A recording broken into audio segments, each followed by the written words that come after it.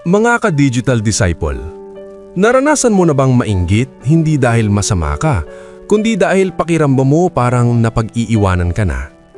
Yung dati ikaw ang pinapansin, pero ngayon tila iba na ang sentro ng atensyon.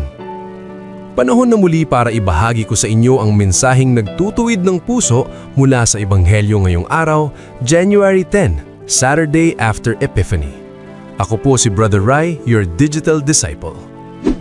Sa Ebanghelyo natin ngayon mula kay San Juan 3:22 up to 30, si Jesus at ang kanyang mga alagad ay nagbabautismo. Gayon din si Juan Bautista sa ibang lugar. May ilan sa mga alagad ni Juan ang lumapit sa kanya at nagsabing, "Rabay, yung pinatotohanan mo noon, nagbabautismo na rin at sa kanya na pumupunta ang lahat." Parang reklamo, parang inggit, parang takot na mawalan ng papel.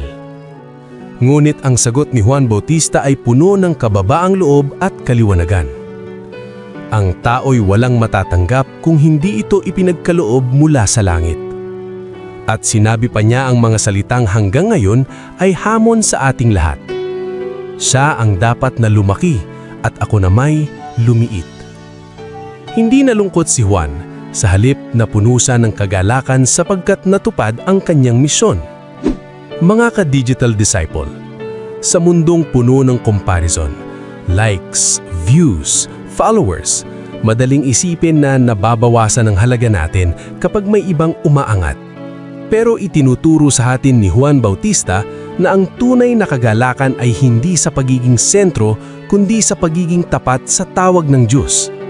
Hindi tayo tinawag para agawan ng spotlight si Kristo. Tinawag tayo para ituro siya. Sa panahong ito ng Epiphany, inihahayag sa atin na si Jesus ang sentro ng lahat ng liwanag. At kapag siya ang lumalaki, doon tayo tunay na nagiging buo. Mga ka-digital disciple, huwag kang matakot na lumiit kung si Kristo naman ang lumalaki sa iyong buhay. Sa kababaang loob, doon isinilang ang tunay na kagalakan. Ako po si Brother Rai, online for Christ, offline with purpose. God bless.